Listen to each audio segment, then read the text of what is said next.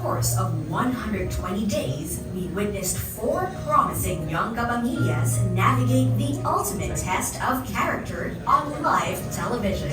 In Pinoy Big Brother Collab 2.0, they showed who they were through journeys full of sacrifice, growth, trust, and respect. We've seen Miguel Vergara as a young actor on our screens. He appeared in One More Try, Lavender Fields, and most recently, What Lies Beneath as young Ryan. In all of his ventures, even inside the PBB house, we have witnessed how his compassion and good-natured character are his best assets. Now outside, Miguel, our Kapamilya fourth big placer, will surely soar as one of the most promising young actors of this generation. Introduced as one of the new artists of Star Magic just last year, Joaquin Arce proved that his driven personality extends beyond house tasks and challenges. Joaquin was able to showcase his true character, resolve, and strong will as a housemate, all of which attracted the admiration of many fans. As our Kapamilya third big placer, he is armed with determination in his showbiz journey that is just starting. Full of eagerness, there seems to be no limit to what he can achieve. Another former child star who is loved inside the Bahay ni Kuya is Crystal Mejes. With major shows under her belt such as Gara, Lavender Fields, and now What Lies Beneath as young Erica, Crystal Mejes introduced herself inside the PBB house with quiet confidence and emerged as someone with principle and strength. She's a girl with headstrong values, thus making our Kapamilya second big placer a trustworthy role model of this generation. Finally, also launched last year as one of Star Magic's newest artists, Lela Ford is an up-and-coming star in her own right. Determined to make her own name for herself, her respectful character shone bright during her PBB stint and persisted all the way to her reign as the PBB Collab 2.0 big winner. Now everyone watches with anticipation on how far our Kapamilya big winner will go. Curious to see her fully as the star she is always meant to be. Audiences have the pleasure of closely getting to know Miguel, Joaquin, Crystal, and Lela while inside the PBB house. Now starting their individual journeys, they were strengthened by their own battles that they were strong enough to share with Filipino audiences. Excitingly, their four unique journeys that blossomed together within Kuya's walls are now beginning to unfold in their own unique ways, here in the real world. Please welcome to the Star Magic Spotlight Press Con ang Kapamilya Big Four ng Pinoy Big Brother Celebrity Collaboration 2.0! Kilalanin natin sila isa-isa. Let's start with your monikers and then greet everyone. Unahin natin si Miguel Vergara! Hello po, ako si Miguel, ang adorable smasher ng Antipolo. Hello! I love you. Short and sweet. I love you guys. Okay, and let's have Joaquin Arce! Hello po, ako po si Joaquin Arce, ang rising dreamer ng Muntinlupa at maraming salamat muli sa lahat ng mga beses na pinagtanggol niyo po ako. Maraming salamat. I love you guys also. And next we have Crystal Mejes! Hello everybody, I'm Crystal Mejes, ang Mishkol Moray ng Sampo. Short! Hello everyone! And lastly, we have Lela Ford. Hello everyone, I'm Lala Ford, ang Blue Bunso ng Tacloban. And thank you to everyone who's here today and sa mga sumusuporta po, maraming salamat. Yay, guys! The Kapamilya Big Four is here! Wow, alam niyo ba guys, isa sa mga pinaka-jam-packed na episodes ng Spotlight Press Con. As in, sobrang daming tao, hindi ito usual. Sobrang talagang hindi na magkasya ang ating mga media friends ngayon. Maraming salamat po sa pagpunta. And kanina, bago kami mag-start guys, kaya medyo natagalan kasi grabe nagsigawan po ang ating housemates nung nagkita sila. Yung first batch tsaka itong second batch, na-miss nyo ba ang isa't isa? Super! Gano'ng katagal nung last kayo nagkita ba? Ako po kami ni Carmen ng isang araw. Ay, ano? Kakakita siya na pala. How about the others? Actually, kagabi magkakasama din. Kakasama po kami kagabi. Pero every time po talaga nagkikita kami, it's just so fun. It's so fun talaga. Kasi we're used to being with each other po 24/7 inside the house. And then now, doon lang po kami talaga naiwalay. So it's so good seeing everyone. Magandang perspective yun, no? Kasi nga, nakulong kayo sa iisang bahay 24/7, as you said. So ngayon, kahit na nung isang araw nakita na kayo, you feel like it's such a long time na. Oo, kaya pala. Tsaka grabe rin yung, ang hyper nilang lahat. I love it. Okay, now, sisimulan natin itong ating press con with the same question that I asked our first batch. This is coming from our friend from Cinema One. Okay. Ano ang gusto niyong sabihin kay Big Brother ngayon na nasa outside world na kayo? I miss you, Kuya. I miss you so much. And it's like, yeah, dude, it's like, he served as a guide. Like, it's like he's, kumbaga, yung guider, yung giver ng guidance sa amin sa loob ng bahay. At lahat ng mga pinagdaanan namin, Kuya was there. Obviously, he was watching everything and he always knew what to say. So, you know, in contrary to yung mga beses na, you know, medyo nakakatakot siya or, you know, but mas lamang yung miss namin sa kanya. We really miss Kuya. Nami-miss niyo si Kuya. May times ba na parang ngayon, kasi nasa outside world na kayo, syempre nag-a-adjust pa lang kayo. May times ba na ini-imagine nyo nasa confession room kayo ulit, kinakausap ulit si Kuya, ganyan, Minsan nag-share po, kayo? ini-imagine ko kung kunwari, meron akong problem, ini-imagine ko kung ano sasabihin sa akin ni Kuya. Oh. Kasi talagang yung lessons na binibigay ni Kuya sa loob ng bahay, talagang okay talaga, super.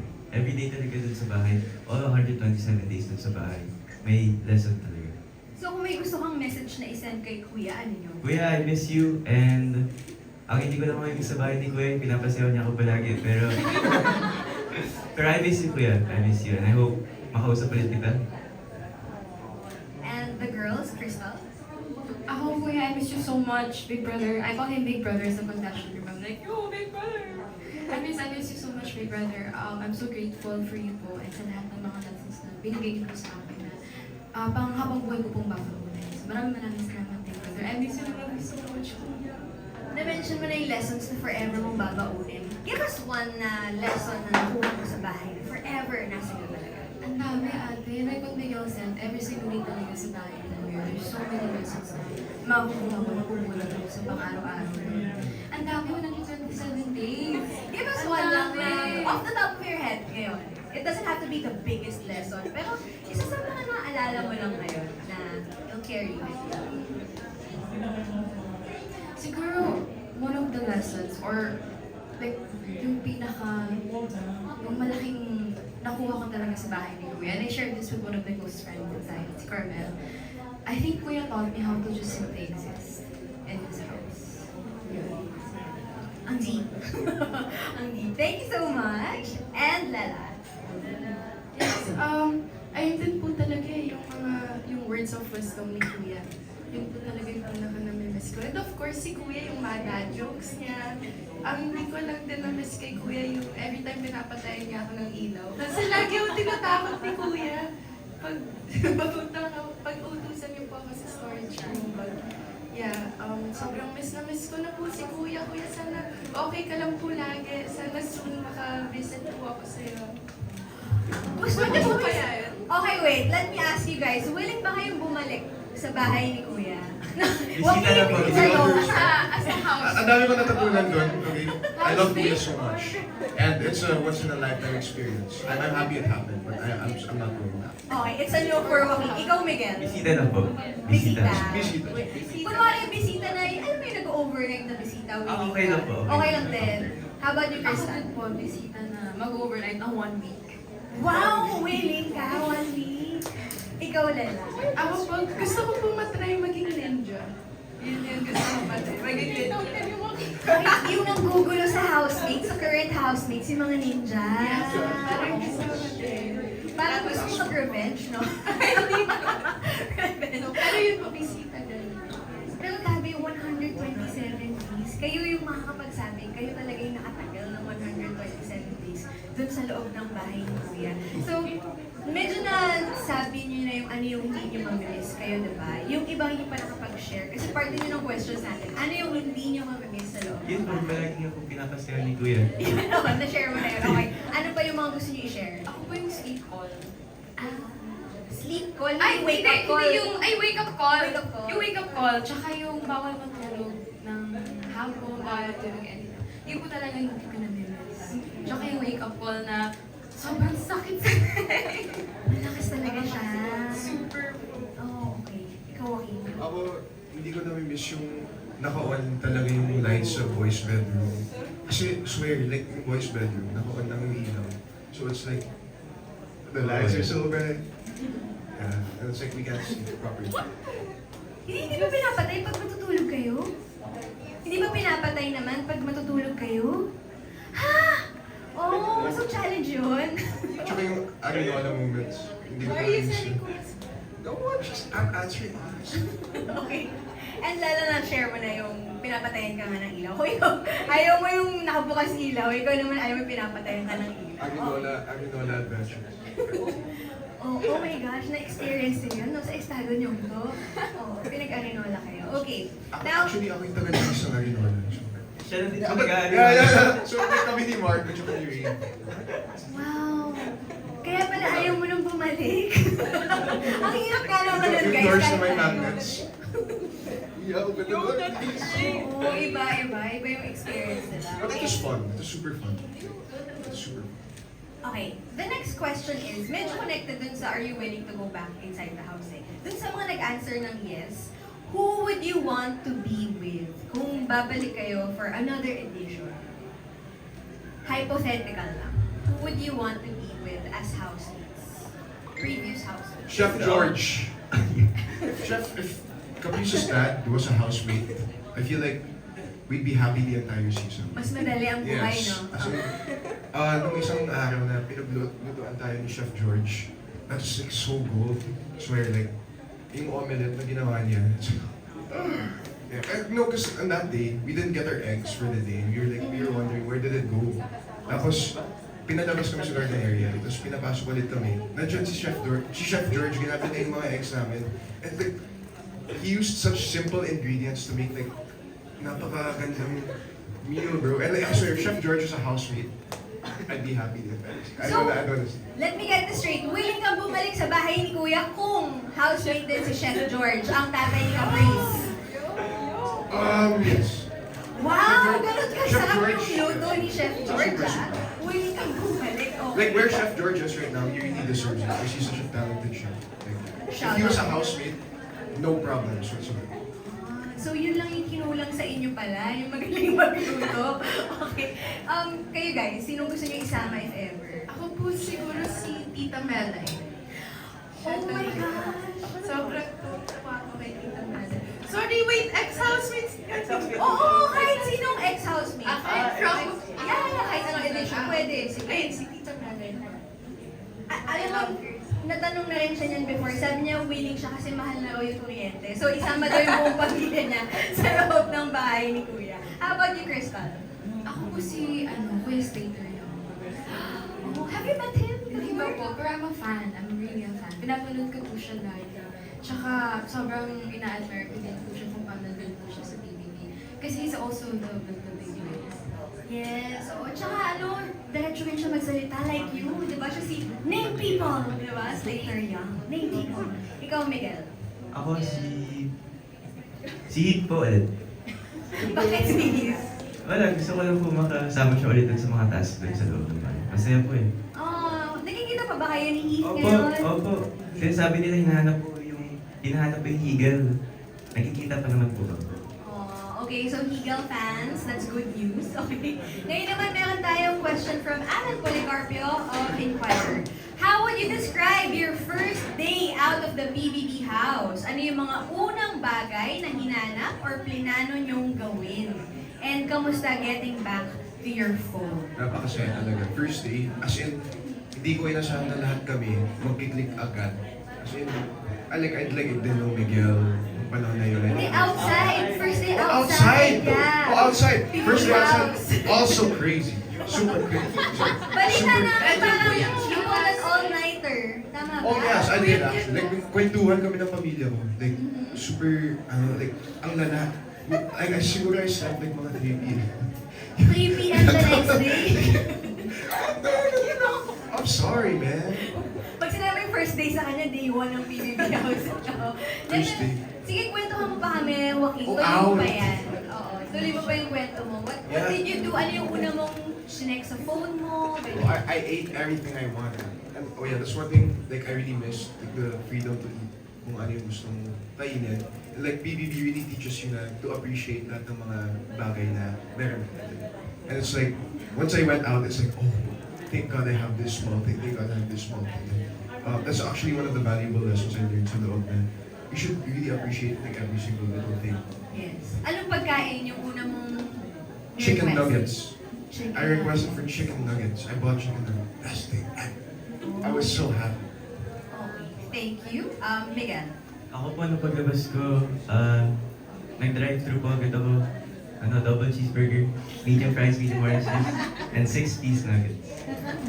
To be fair, ang nuggets, common denominator so far, Okay. And how did you spend your first day Tapos outside? yung first day outside po, parang hindi ako nag-phone one day for the whole day. Hanggang, overnight, hindi din ako nakatulog kasi nahirapan po ako mag-adjust. So, ang ginawa ko po, kinausap ko lang yung family ko. Tapos, syempre sila alam na nila yung nangyayari sa labas. So sabi ko, ako magkikwento sa kanila kung ano yung nangyari sa loob. In my perspective. Kasi once na nag-phone ako, magbabago na po yung tingin ko. So sabi ko, magkikwento muna ako nung naging journey ko sa loob bago ko mag-cellphone. That's so interesting to know, Kasi i-expect natin, pagkalabas nila, asan cellphone ko? Pero ikaw, one day, hindi ka muna nag-cellphone. Yes, po. Tapos nag-align muna kayo ng family Yes, po. mo. Anong alam mo, anong alam mo. Yes, po. Ang galing. Okay, Crystal, how about you? Ako po, pag-uwi ko po sa bahay after like nag-phone ako agad. After ko po kausapin ng family ko, nag-phone na po ako agad. Nag-scroll na po ako. Tapos hindi po ako nakatulog at ibang araw po akong gising. Tapos may time na nakatulanan na ako because I was trying to process everything and it was so overwhelming. Because it's a lot. It's plenty, it's huge. So at that time, nakaganon ako. Parang maliligi yata na nag-phone ako agad. No, pero for sure, you have thousands of notifications bigla Yeah, sa yeah. phone. Oo. Tsaka yung reaction mo when the announcement happened, sobrang saya mo talaga. As in, talong ka ng talon. Super. Maybe pa lang kayo ng Ultimate 8, isa ka dun sa mga, parang nagugulat ka sa mga may nagtutuho-tuhuhan, nagugulat ka sa mga nakikita mo talaga. So, super Super. sink in, no? Tuwang-tuwa ako ng ate, tsaka di ko na-expect na andun yung buong family ko. Kaya nung nakita ko din sila, I was so happy. Because yun lang din talaga yung pinag-prepare ko during the last week of inside sa bahay ni Kuya. Na sana makita ko yung family ko sa Big Night. And they were there. And you did. Oh, we're so happy for you. And Lela, ikaw, kumusta ang first 24 hours outside the house? First 24 hours, same lang po kay Miguel, hindi rin po ako masyado nag-phone. And dinutuan po ako ng mom ko, ng family ko ng sinigang. Favorite ko sinigang na baboy. It was the best sinigang ever. Yun po talaga yung kinikrave ko po inside Kuya's house. Well, nagluluto naman po kami sinigang sa loob ng bahay ni Kuya, pero medyo kulang na yung ingredients. So, yung paglabas ko po talaga sobrang saya pa talaga po dun sa sinigang na yan. And what I did, nakipag-catch up lang po talaga ako with family and kwentuhan, breathing, and yeah, it was fun. So, syempre, kahit na nagluluto nga kayo ng sinigang sa bahay, iba yung luto ng nanay mo, di ba? Iba't pa rin yung lutong bahay, talagang hinahanap-hanap mo. We're so happy na finally nakuha niyo yun pagkalabas niyo ng bahay. But right now, we are going to ask the next question. Okay, sige. Dito naman tayo sa question from Kapamilya Vines. Okay. This one is for Crystal and Miguel. Before entering PBB, you were launched as some of the new Gen Kapamilya actors via Lavender Fields. Congratulations, by the way. If may naka-ready ng projects sa inyo, sino-sino ang Kapamilya artists na gusto niyong makatrabaho? Ako po yung ex-housemates po na kapamilya din. Gusto ko po sila makatrabaho. Oh, yung kapuso ayaw mo. Sabi niyo po kapamilya. Siyempre kapamilya siya ako. Kapamilya lang, oo. Kasi Yung yung tanong question... kapamilya lang eh. Yung Miguel! Yung tanong po kapamilya lang. Hindi, yun yung question kasi guys. So, sumunod lang si Miguel. So, talagang ano siya yung sinabi nila kanina, ang pinsaban niya, si Heath. Parang talagang yung connection housemates, talagang andun pa rin, no? Yes. Gusto niyo pa rin sila makasama, makakabaho. Tsaka dun po sa loob, hindi mo ma-realize yung kapuso and kapamilya. Hindi talaga. It's one big family talaga. That's nice to know. Oh, kasi yun naman talaga yung goal din natin sa collab. Okay. And how about you, Crystal? Ako po, lahat kasi ng Gaya, housemates. Ako po, lahat po ng ex-housemates. Hindi na po Yun kapamilya. Lahat po na ex-housemates. Tsaka po, I also want to work with other actors. So, Miss Angel Oxy, Miss Vilma Santos. Oh, have you met Miss Angel Luxie? Dito po. Ano ba yan, Joaquin? Para saan pag magkaibigan kayo? Kasi, lagi ko siyang inaya, lagi siyang kasabay. Ayun lang. Homebody. If you know Crystal as a person, it's like, she values her own self. But, yo, if you wanna hang out, Naiyak. Ayun na eh, oh, andyan na eh. Okay. That is for Crystal and Miguel lang. Okay, ito naman ay for Lela. You mentioned that you want to officially start your career as an actress. Anong project ang gusto mo na mapabilang ka? And if given the chance, sino ang gusto mo maka-work? Gusto ko po, what? Gusto ko pong maka-work. Ay, gusto ko pong siguro genre. Action po talaga. Action, rom-com. I honestly just wanna try everything. Sino kasama? Syempre mga veterans yung idol ko po talaga. Ayan, si Miss Angel Oxy. Idol ko po talaga. me also. And si Miss, si Miss Ako din. Jody sa Korea. Action! Sa bagay kasi sporty si Lela, di ba? Nakita natin siya sa Star Magic All-Star Games, part of the Mythical Six, di ba? Oo. Speaking of sports, kayo ba ay involved din sa sports? Crystal, we were talking about this earlier. Ako po, right now, I do Muay Thai. Yun, martial arts. Muay Thai, martial arts. Abangan po natin yun sa Star Magic Ay, All-Star. ganun! Magbabasagan po ng mukha ang ating Star Magic Mukha lang po ni Muay Thai. Miguel, syempre, professional athlete. Ice Yes, hockey sir. po yan. Ice Tennis pa, hockey tennis. na. Tennis. May plano ka bang ipagpatuloy pa ang iyong pagiging tennis player? Then isasabay mo ba yan sa showbiz? Siguro ngayon po, hindi na po as serious. Siguro hobby na. Ah, Pag college ko, gusto ko sana mag-varsity. Varsity. Kaso, tingnan po natin sa kung may time. ano if US ever? Open contender. Anong Video. course gusto mo if ever? Civil engineering. Sa, Wow! Gusto ko po sana sa, kung kasi di po kaya, pero ang goal ko po sana sa Ateneo po makatapos. Tapos, yun. Tapos, mag-culinary. Ang dami! Okay. So, So, civil pag engineering, nilalaman- culinary, tennis. Why not? Plus showbiz. Okay. And Joaquin, do you do any sports? Actually, I do a lot of sports, but I never really focused on one sport like basketball. But mainly like MMA, yung wrestling tsaka Muay Thai. Oh, okay. So yan, may dalawang ano na po tayo, Muay Thai martial artists. Kasi ano lang si Pat, you know, when she first threw her kick, like inside the BBB, she just kicked for no reason. Nagulat talaga kasi napakataas. Ayanig yung buong bahay. Grabe. Oh, ito. Eto nagma-martial arts. As in si Krista. Nag-martial arts ka rin. Ay, Ang sample! lakas ng- Sample, ang oh. lakas Ay, ng- sample. Sample, magbabackflip daw po si Tala. Yeah! Sige lang po siya Let's go! Gusto niyo po mag-sample ng mga tala? Ay, wala wala na. Sige po, sige. For all Actually po, also- sige, Sobrang hindi na po siya matin ng dance workshops namin kasi professional Professional. dancer. Masyado na po. Shots That fired. guy's a pro. As in, Super dancer. Pero, kailan po ako natuto siya yung mentor ko. So, pag... Kung si Miguel yung professional dancer Okay na. ng bahay, eto naman yung professional singer. Singer. Ay, oo! hindi po talaga. Shoutout po sa Star Music. Yes, sir! Para sa ating big winner. De, pero ay, abangan natin yung mga iba nyo pang pwedeng gawin na genres and mga projects nga. Kasi you're all very talented. You have diverse hobbies and interests. So, I'm sure marami pa kayong pwedeng ma-explore. Okay, punta na tayo sa ating next question. This one is for Joaquin naman.